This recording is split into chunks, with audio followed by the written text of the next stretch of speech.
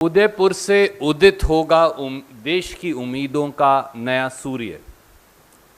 आज जब देश प्रजातांत्रिक, आर्थिक और सामाजिक संक्रमण काल के दौर से गुजर रहा है, तब भारत की आज़ादी के संकल्पों के कोख से जन्मी भारतीय राष्ट्रीय कांग्रेस एक बार फिर पार्टी और देश दोनों को प्रगति और उन्नति के पथ पर लाने के लिए एक नए नव संकल्प का दृढ़ संकल्प ले रही है।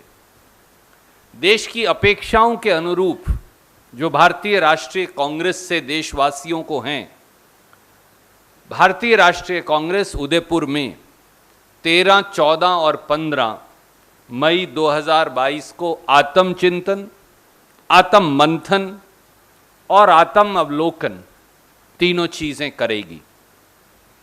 साथियों, नव संकल्प का चिंतन क्यों? ये प्रश्न आप लोग भी, कई देशवासी बार बार पूछते हैं। पहला कारण, देश में बढ़ती आर्थिक असमानता के चलते 142 देश के सबसे बड़े अमीरों की संपत्ति तो एक साल में 30 लाख करोड़ बढ़ गई, पर देश के 84% घरों की आय कम हो गई। 15 लाख रुपया तो मिला नहीं, खाते में आया नहीं, घर की बचत और लुट गई पिछले 8 साल में। गर्त में गिरती अर्थव्यवस्था के चलते एक अमेरिकी डॉलर के मुकाबले हमारे रुपये की कीमत अभी अभी गिरकर और ज्यादा गिरकर 77.55 हो गई है। यानी 77 रुपया 55 पैसे में आप अब $1 खरीद पाएंगे। यह 75 साल में सबसे बड़ी गिरावट है।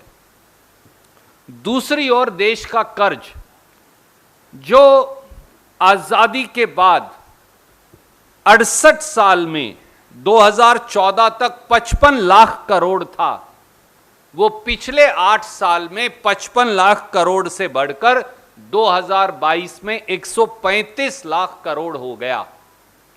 मोदी सरकार हर रोज देशवासियों के सर पर 4000 करोड़ रुपया कर्ज लेती है।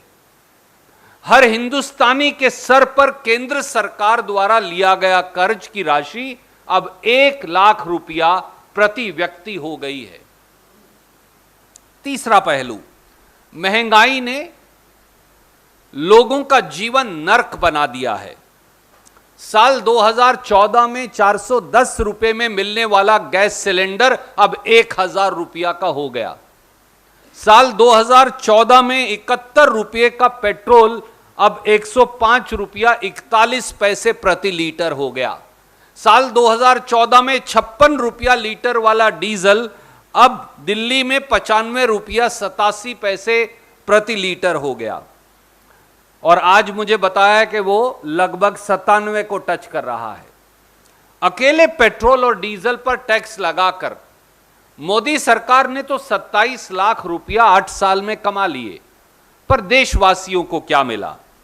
यही हाल, हर रोज अखबार उठाइए, हर रोज अखबार की सुर्खियां हैं, आटा, दाल, खाने का तेल, टूथब्रश, साबुन, टीवी, फ्रिज, रोजमर्रा की जरूरत की हर वस्तु की है।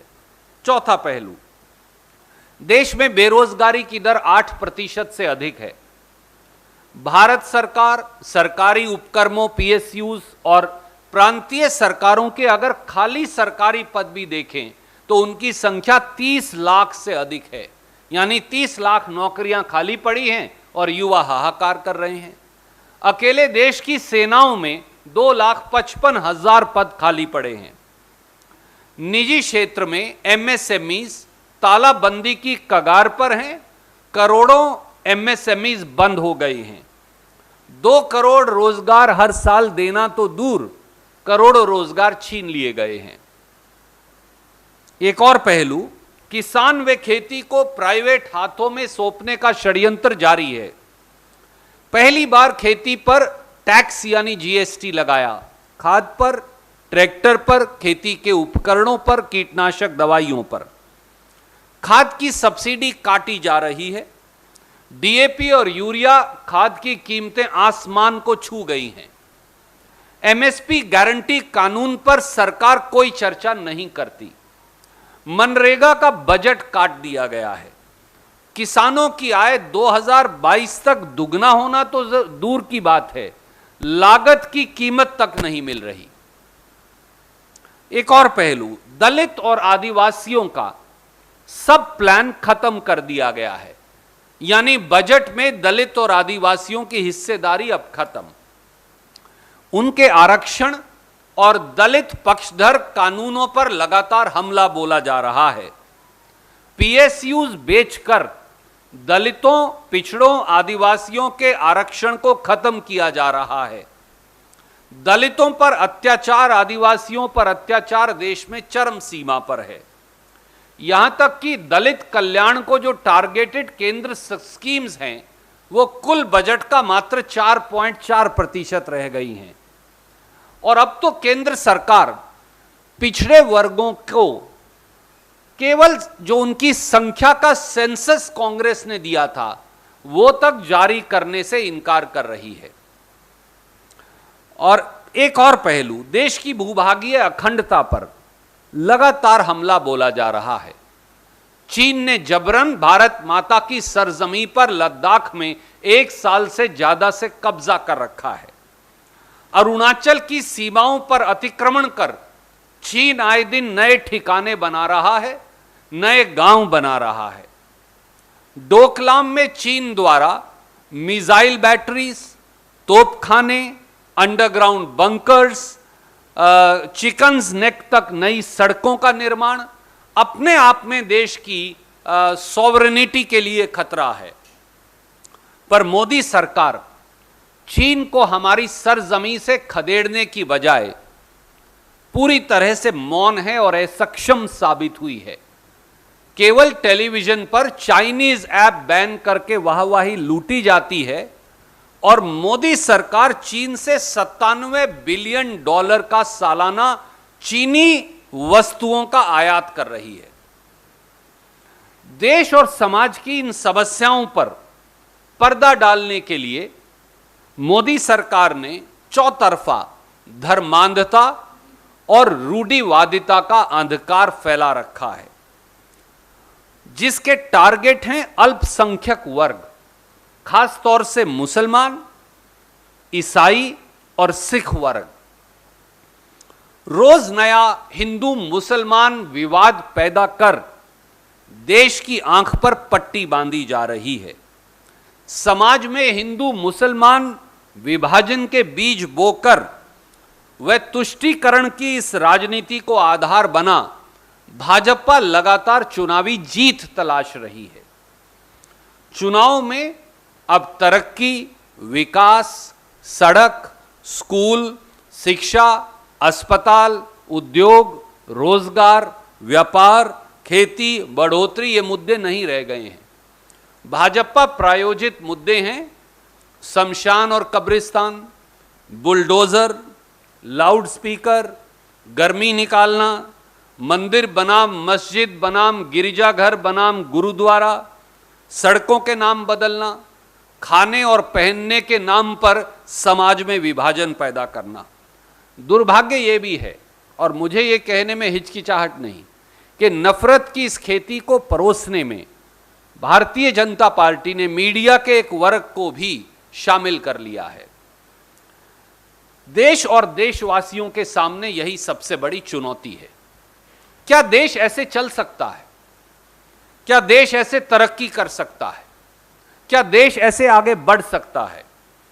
क्या भविष्य के भारत का निर्माण धार्मिक बंटवारे, आर्थिक भेदभाव और जातिगत बंटवारे के आधार पर होगा? क्या ये गांधी, नेहरू, पटेल, बोस, तिलक, अंबेडकर, मौलाना आजाद, राजेंद्र प्रसाद, भगत सिंह, बिस्मिल, अशफाकुल्ला खान और करोड़ों स्वतंत्रता सेनानियों का भारत हो सकता है? यह सवाल आज देश के सामने है।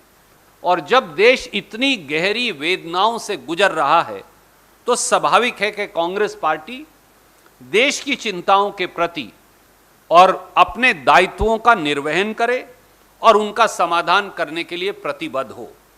हम जानते हैं कि हमें देश की आकांक्षाओं के स्वरूप अपनी संगठनात्मक क्षमता और अपनी संगठनात्मक कमजोरी दोनों को तरमीम करने की आवश्यकता है। अपनी दक्षता, अपनी कार्यकुशलता, अपनी शैली, हमें ना सिर्फ उसका मूल्यांकन करना होगा परंतु वर्तमान चुनौतियों और परिस्थितियों के अनुरूप उसमें बदलाव भी करना होगा। इसी के दृष्टिगत हमने राजस्थान प्रांत में उदयपुर में इस चिंतन शिविर का आयोजन किया है। ये भी सच है कि भाजपा सरकार द्वारा निर्मित जो नफरत का माहौल है उससे विकास और भाईचारे पर, देश की अर्थव्यवस्था पर, देश की बहबूदी और तरक्की पर, देश के रोजगार और उद्योग पर बुलडोजर चलाया जा रहा है और देश को पिछड़ेपन के अंधकार में धकेलने वाली परिस्थितियां पैदा की जा रही हैं। इसीलिए हमने भिन्न भिन्न विषयों को चुना है। ये सारे समूह इन्होंने मुख्य बिंदुओं पर मंथन किया है। 3 दिन इन समूहों में इन सारे विषयों पर जिनकी चर्चा मैं आपसे कर चुका मंत्रणा होगी और उसका जो निचोड़ निकलेगा उसे सम्मानित कांग्रेस अध्यक्ष और कांग्रेस कार्य समिति के अनुमोदन के लिए रखा जाएगा और उसके बाद उदयपुर डिक्लेरेशन जो है उसको ये सारे 430 चिंतक सर्वसम्मति से एडॉप्ट करेंगे। जो ये निष्कर्ष निकलेगा, हमें विश्वास है कि ये भारतीय राष्ट्रीय कांग्रेस को न केवल सिर्फ वर्तमान परिस्थितियों से निपटने अपितु देश को भी भारत के एक गौरवशाली भविष्य का निर्माण करने में मदद करेगा। ये इस चिंतन शिविर का सार है जो आप कई दिन से पूछते हैं। You are welcome to ask. We are of course going to release a statement in English. Sir, I will go to him and then I will come to you both.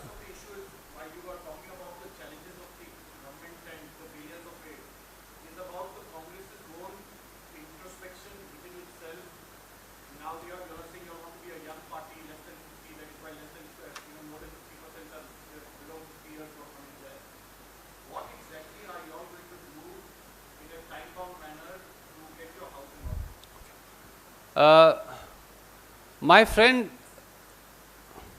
challenges before the nation are challenges before each one of us. For we, the people of this country, including members of the Congress party and other political parties, comprise of the nation, including your good self. So for country to progress and move ahead, those challenges need to be addressed.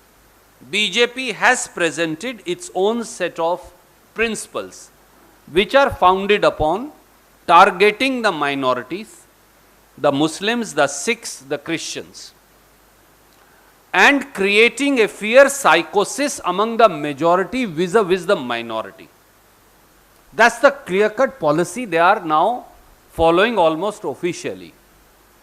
That policy also warrants that elections will no longer be fought on the issues of progress, prosperity, peace, schools, colleges, universities, infrastructures, roads, thermal power stations, bridges, MSMEs, jobs, job creation, promotion of industries and MSMEs. But they will be fought on bulldozer, loudspeaker, Shamshan versus Kabristan, Mandir versus Masjid versus Church versus Gurdwara, right to what kind of clothes can you wear or what kind of food will you eat, etc., etc. This is a serious threat to the very existence of the country that we founded and liberated from the British on 15th August 1947. So I'm going to come to the challenges before Congress, but this is a challenge before the country itself. The simple questions are, can India progress like this? Can India even move ahead like this? Is the India of the future founded upon the religious polarization and divisions between minority and majority, between the divisions of caste, and between the income inequalities which have become insurmountable? Can India of the future, is this the India of Gandhi, Nehru, Patel, Bose, Ambedkar, Bismil, Bhagat Singh, Tilak, and crores of other freedom fighters? And that's why Congress needs to address these challenges. Yes, we need to address organizational weaknesses that have cropped in. We need to address and if necessary restructure the Congress organization so as to meet up the challenges of the changing times, where divisions of religion and hate against minorities has become the art of winning elections for BJP. For BJP, the way forward for winning election is to create a Hindu versus Muslim versus Sikh versus Christian divide, and target first the minorities, then the Dalits and Adivasis, and then the backwards, and polarize the society based on religion and caste. How is Congress going to address this new challenge? What are the organizational weaknesses that Congress party has? What is the course correction that Congress party needs to take? What are the new paradigms that Congress party needs to reset for itself? What is the new way forward and the new milestone that Congress party needs to traverse? These are all questions that we are posing to ourselves.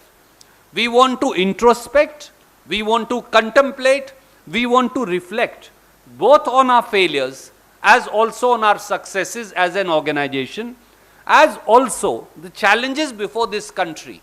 We believe that the challenges before this country and challenges before Congress are interlinked.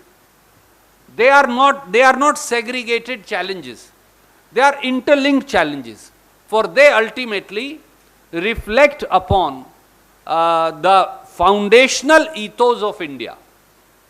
And the current dispensation has actually assaulted India's constitution and its ethos both, as also the belief of its people, which has survived and sustained for thousands of years.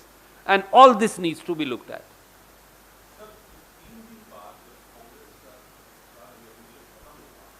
Yes, sir.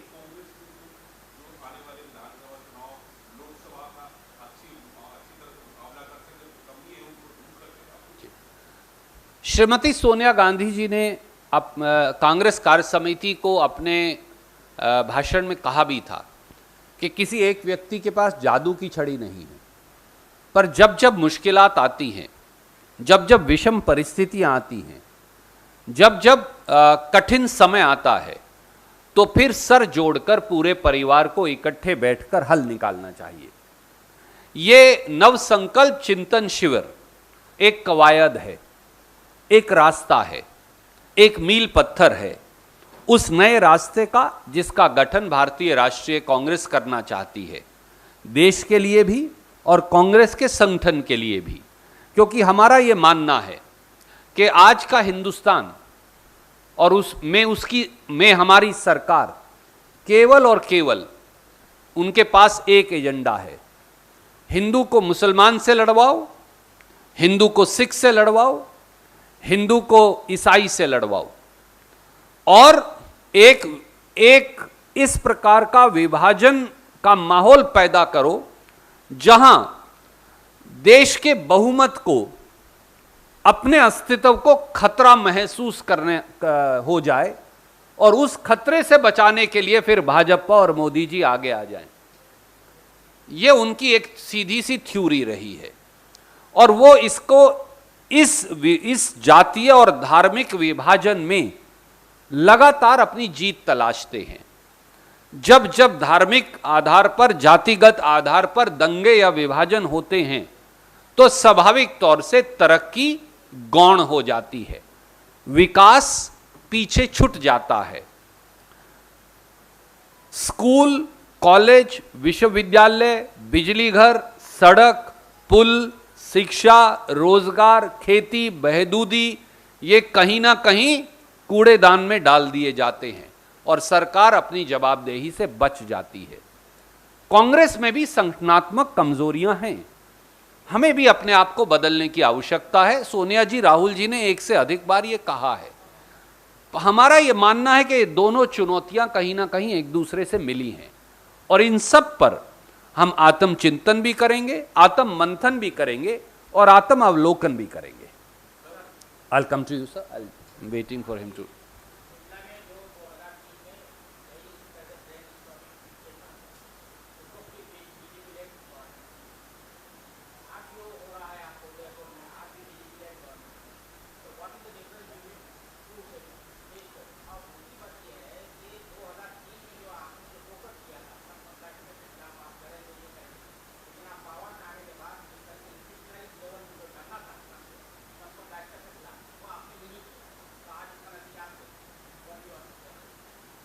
You want me to answer in Hindi or English, sir? Okay, okay. दो परिस्थितियां आदरणीय मित्र एक जैसी नहीं होती। हर परिस्थिति, हर चुनौती, हर दिन, हर समय अलग है। इसलिए जब हमने शिमला में चिंतन शिविर किया तो एक तरह की चुनौतियां देश के सामने थी, कांग्रेस के सामने भी थी। आज एक भिन्न किस्म की चुनौतियां हैं और बदलते समय के अनुरूप हम अपना स्वरूप बदल रहे हैं। कांग्रेस अपने सिद्धांत कभी नहीं त्यागेगी। कांग्रेस इस देश के प्रति अपनी कमिटमेंट, राष्ट्र धर्म की अनुपालना का रास्ता कभी नहीं त्यागेगी। कुर्बानी का हमारी परिपाटी हम कभी नहीं त्यागेंगे। देश में सर्वधर्म संभाव रहे, इस भावना को हम कभी नहीं त्यागेंगे। पर आज देश में विषम परिस्थितियां हैं। आप देखिए, एक तरफ तो $1 के मुकाबले में रुपया 70 रुपया 56 पैसे हो गया। पर देश क्या बात कर रहा है, आप टेलीविजन खोलकर देखिए। अमुक जगह 2 मुसलमान और 2 हिंदुओं में झगड़ा हो गया। अमुक जगह, अमुक चौराहे पर हिंदुओं ने एक झंडा लगा दिया, मुसलमानों ने एक झंडा लगा दिया, सिखों ने एक और झंडा लगा दिया। मैं आपसे ये पूछता हूं, भारत के झंडे के साथ साथ ये सारे झंडे एक ही चौराहे पर क्यों नहीं लग सकते? और जब हम झंडों पर लड़ते रहेंगे और हिंदू और मुसलमान का जहर इस देश में फैलाती रहेगी सरकारें, तो देश तरक्की कैसे करेगा? देश के नौजवानों को रोजगार कौन देगा? देश में गैस सिलेंडर की कीमत कौन कम करेगा? देश में आटे की कीमत कौन कम करेगा? देश में दाल की कीमत कम कौन करेगा? देश में गरीब की रोटी ना छिन जाए, ये कौन सुनिश्चित करेगा? देश में लघु छोटे सूक्ष्म उद्योग लगें और बढ़ें, बजाय उनके तालाबंदी लग जाए, ये कौन करेगा? देश में नए स्कूल, विश्वविद्यालय, पुल, फैक्ट्रियां लगें, जो इन मॉडर्न हिंदुस्तान के मंदिर हैं, वो कौन सुनिश्चित करेगा?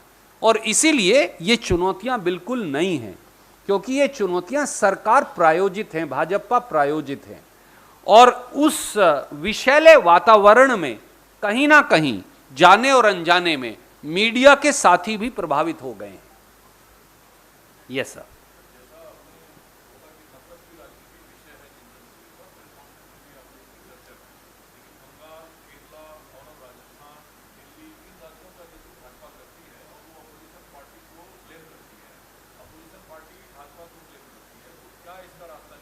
आदरणीय मित्र, मैंने पहले भी कहा था, देखिए यूपी में चुनाव से 1 साल पहले कितने दंगे हुए। आज मैं आपके समक्ष पूछता हूं, आपके दर्शकों और पाठकों से, क्या यूपी में अब कोई दंगे हो रहे हैं? जब उत्तराखंड का चुनाव था तो कितने दंगे उत्तराखंड में हुए 1 साल पहले तक?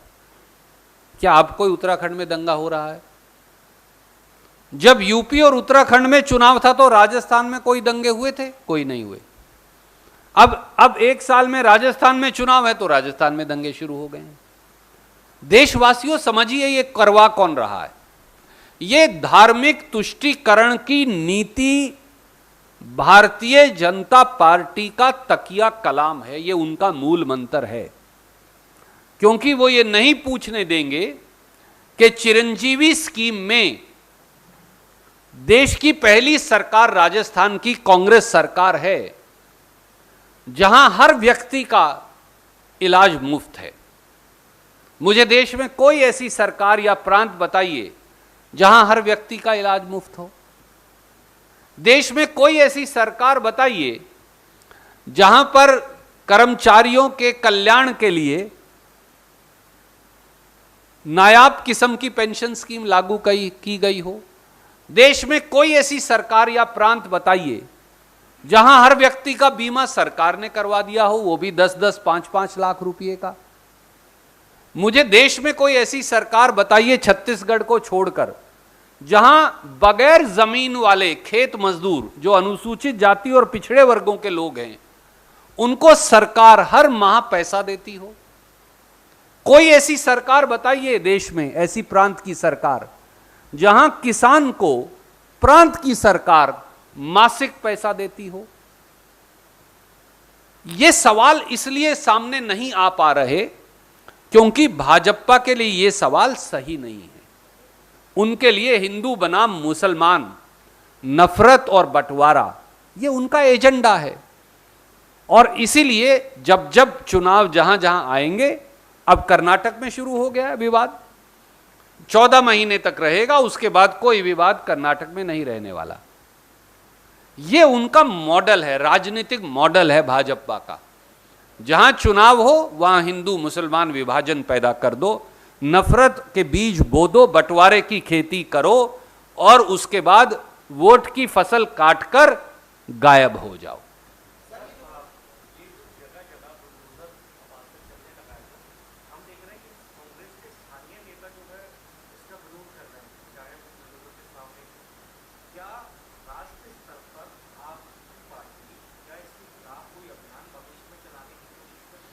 आदरणीय मित्र, हमने कई बार कहा, इस देश में कानून और संविधान का शासन है।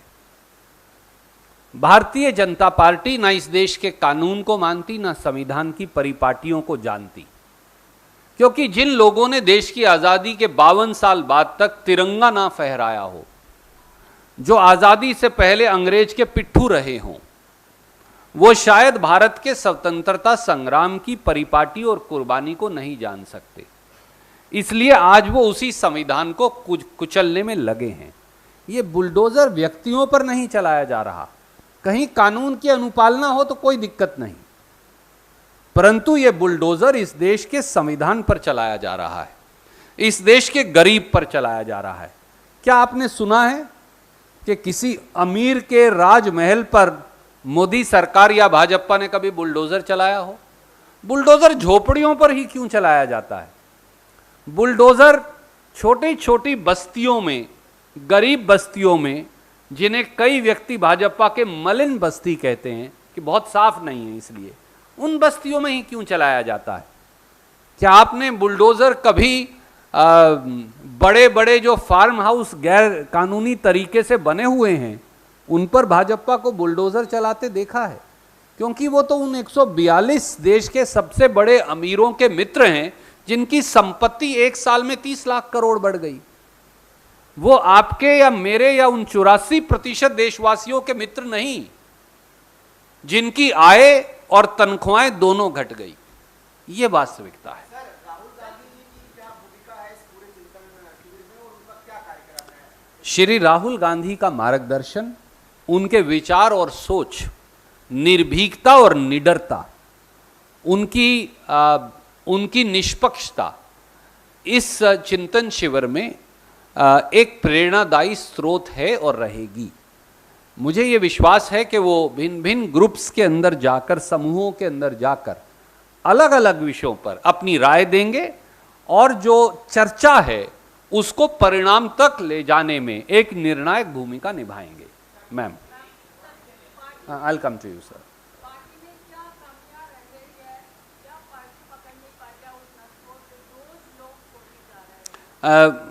आदरणीय साथी, मैंने काफ़ी तफसील से इस सवाल का जवाब दिया है और बाकी के जो निर्णयों के लिए मेरा ये अनुरोध है, क्योंकि I am not repository of any wisdom rather than all wisdom at all. So 430 व्यक्ति जो हैं, 450 व्यक्ति लगभग, ये मंथन करेंगे बैठकर। तो ये कांग्रेस के नौजवान और बुजुर्ग सब किस्म के तजर्बा और तरुणाई दोनों हैं। जब ये मंथन करेंगे तो उसमें से कुछ अवश्य निकलेगा।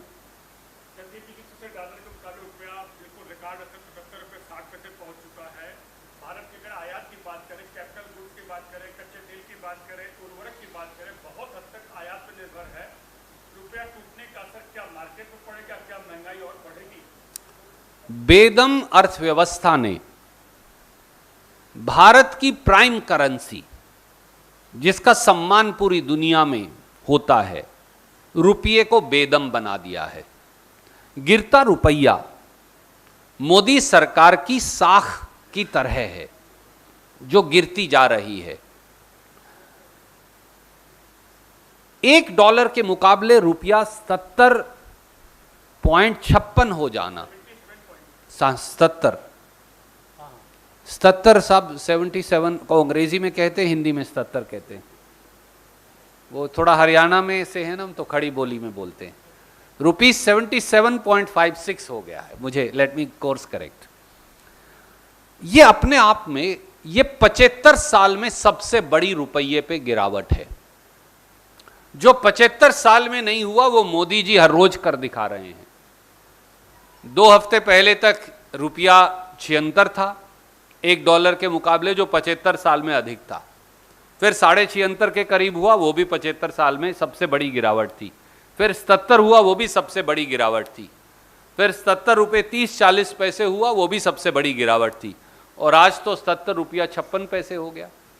इस प्रकार से तो वो भारतीय जनता पार्टी के मार्गदर्शक मंडल की आखिरी उम्र को भी पार कर जाएगा बहुत जल्दी। प्रधानमंत्री की आयु को तो पार कर चुका है। अगर मैं उन्हीं के शब्द इस्तेमाल करूं सरदार मनमोहन सिंह जी के लिए, हिंदुस्तान से पैसा बाहर जा रहा है। विदेशी निवेशक अपना पैसा बाहर ले जा रहे हैं, हिंदुस्तानी देश छोड़कर जा रहे हैं। जो हिंदुस्तानी निवेशक हैं वो भी अपना पैसा देश से बाहर ले जा रहे हैं। जो विदेशी मुद्रा है उसका भंडार लगातार गिर रहा है। देश में पॉलिसी पैरालिसिस है, परंतु शासक जो हैं, हुक्मरान जो हैं, प्रधानमंत्री और वित्त मंत्री पूरी तरह से मौन धारण किए हैं। इसे कहते हैं कि जब रोम जल रहा था तो नीरो बांसुरी बजा रहा था। उनसे सवाल पूछो तो वो कहेंगे सब चंगासी।